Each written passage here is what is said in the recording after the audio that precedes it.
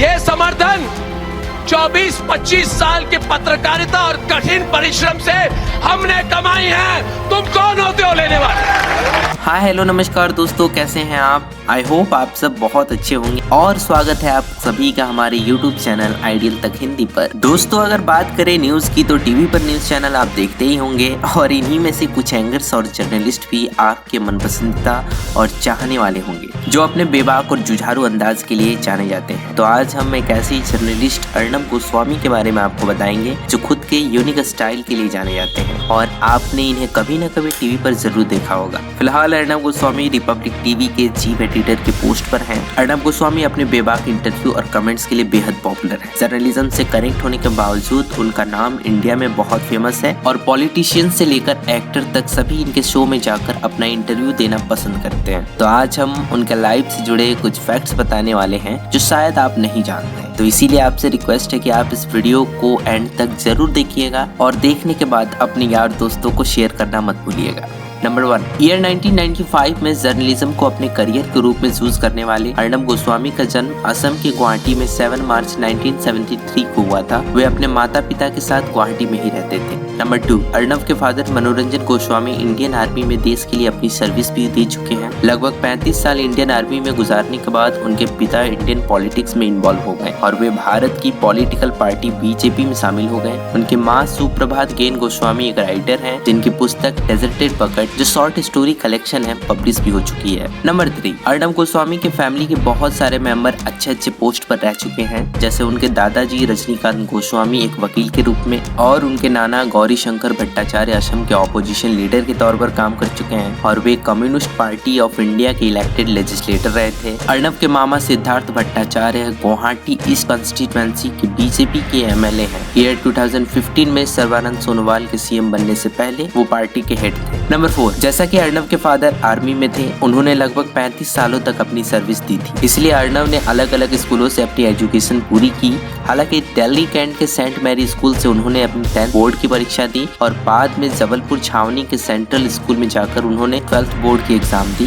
बाद में अर्नब ने दिल्ली यूनिवर्सिटी के हिंदू कॉलेज से सोशियोलॉजी में BA ऑनर्स की डिग्री ली और ईयर 1994 में सोशल एंथ्रोपोलॉजी में मास्टर डिग्री के लिए उन्होंने Saint Anthony Oxford University England में अपना एडमिशन ले लिया। ऑक्सफोर्ड यूनिवर्सिटी में अर्नब फेलिक्स के विद्वान रह चुके हैं। नंबर 5, अर्नब ने अपनी जर्नलिज्म का करियर 1995 में शुरू किया था, मगर बहुत कम लोग ये बात जानते हैं कि अर्नब एनडीटीवी से पहले कोलकाता में द टेलीग्राफ न्यूज़पेपर के लिए भी काम कर चुके हैं, पर वे टेलीग्राफ में काम करने में कंफर्ट नहीं हुए और 1995 में द टेलीग्राफ छोड़कर एनडीटीवी 24/7 के साथ टीवी न्यूज ब्रॉडकास्ट में अपने करियर को रिप्लेस कर दिया, जहां उन्होंने डेली न्यूज़पेपर को अनदेखा किया और डीडी मेट्रो पर एक प्रोग्राम ब्रॉडकास्ट के लिए न्यूज टुनाइट के लिए रिपोर्टिंग की। नंबर 6, बाद में एनडीटीवी में न्यूज एडिटर के रूप में वो 1998 में प्रोग्राम प्रोड्यूसर से 24 आवर मोड में संक्रमण के दौरान एनडीटीवी टीम का हिस्सा थे। वो हर वीक रात में न्यूज आवर शो की एंकरिंग किया करते थे। ईयर 1998 से 2003 तक न्यूज आवर किसी भी चैनल पर दिखाए गए सबसे लंबे समय से चल रहे न्यूज एनालिसिस था। एनडीटीवी 24/7 के साथ एक सीनियर एडिटर के रूप में वो चैनल के सभी एडिटोरियल कंटेंट के लिए जिम्मेदार थे। नंबर 7,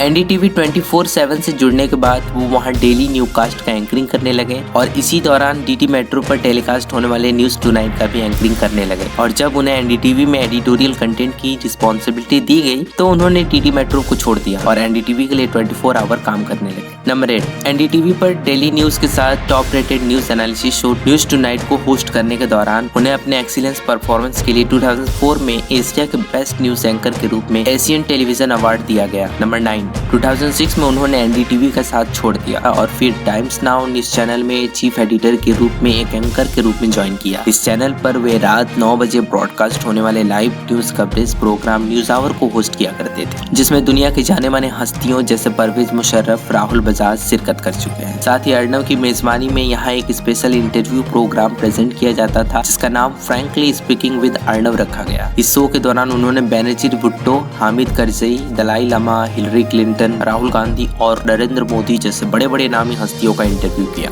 नंबर 10, अर्णव गोस्वामी की लाइव न्यूज एंकरिंग की सबसे बड़ी खासियत ये है कि बिना स्क्रिप्ट के ही कुछ ऐसे तेज तर्रार प्रश्न पूछ लेते हैं जिसका जवाब देने वाला सन्न रह जाता है। साथ ही वह क्वेश्चन करने के साथ अपनी एग्रेशन का गजब का प्रदर्शन करते हैं जो देखते ही बनता है। यही रीजन है कि लोग उनके न्यूज प्रेजेंटेशन स्टाइल के बड़े दीवाने हैं। लोगों की दीवानगी का आलम यह है कि यूट्यूब पर अर्णव गोस्वामी की वीडियो अपलोड करने के कुछ ही समय बाद लाखों व्यूज हो जाते हैं। उनके द्वारा होस्ट किए गए न्यूज प्रोग्राम की टीआरपी दूसरे न्यूज प्रोग्राम से ज्यादा होती है। नंबर 11, चैनल के लीडरशिप में अर्णव ने Adarsh scam, CWG, 2G scam, Lalit case से लेकर कई स्कैम का पर्दाफाश किया था। नंबर 12, 1 नवंबर 2016 को अर्णव गोस्वामी ने टाइम्स नाउ को छोड़ दिया था। इसकी वजह ये बताई जा रही थी कि वो कॉर्पोरेट घरानों के साथ मिलकर खुद का न्यूज चैनल लॉन्च करना चाहते हैं। नंबर 13, इसके बाद अर्णव गोस्वामी ने managing director, editor in chief और चैनल के को फाउंडर के तौर पर 6 मई 2017 को अपना खुद का न्यूज चैनल लॉन्च किया जिसका नाम दिया गया रिपब्लिक टीवी।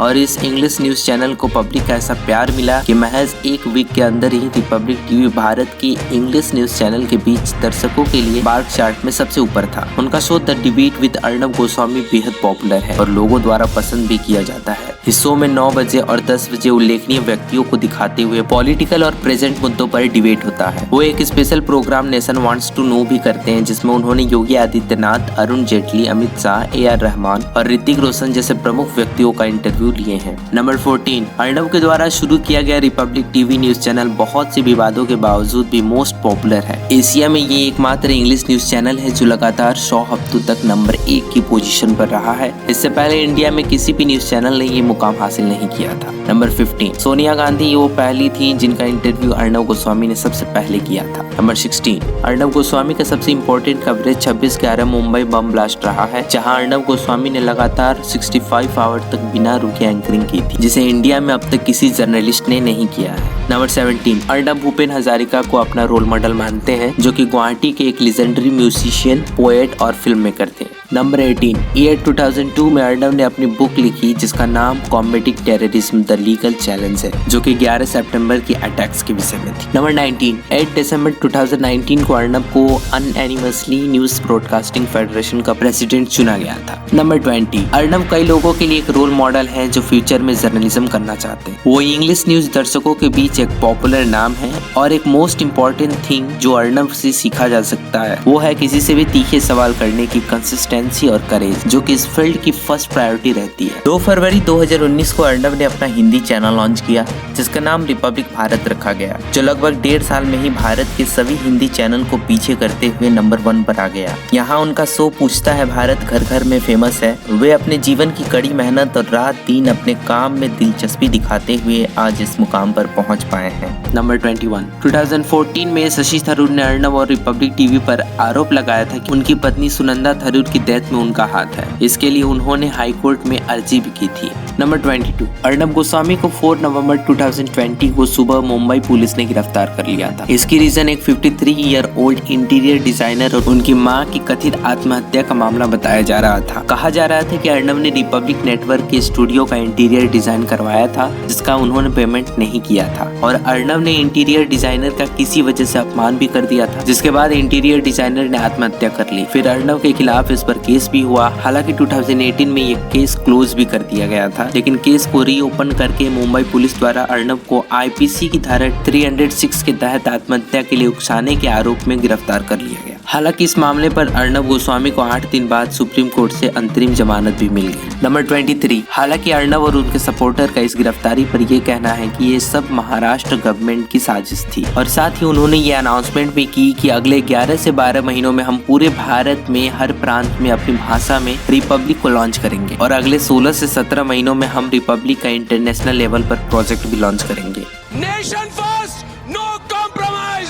अगले 11 से 12 महीने में भारत के हर प्रांत में रिपब्लिक नेटवर्क अपनी भाषा में हम लॉन्च करने वाले हैं।